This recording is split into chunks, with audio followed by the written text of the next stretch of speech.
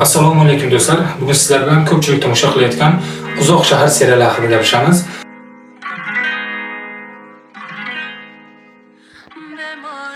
Videomizni ko'rishdan oldin kanalga obuna bo'lib, videomizga bittadan like bosib qo'yishni unutmang.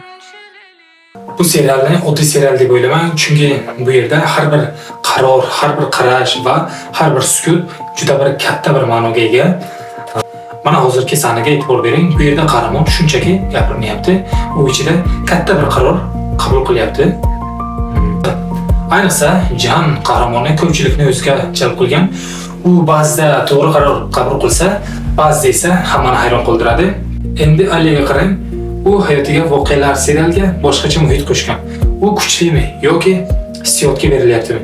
Buni har kim har xil tushunadi. Lekin bu yerda eng katta savol haqiqat qay tomonda? Shu joyi ko'p kishini qiziqtiradi.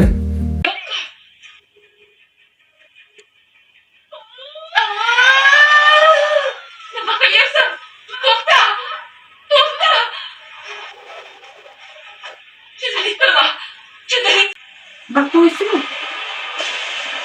İşte ne başka tabii.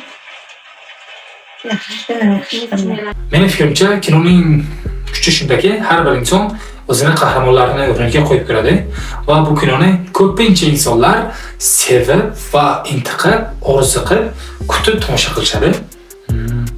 Sizlar nima deb o'ylaysiz? Jihan to'g'ri qaror qabul qilyaptimi yoki noto'g'ri? Izohlarda albatta yozib qoldiring. Video yoqqan bo'lsa like bosing va obuna bo'ling. Keyingi videolarda albatta qiziqarli faktlar bilan qaytaman. Keyingi videolarda ko'rishguncha xayr.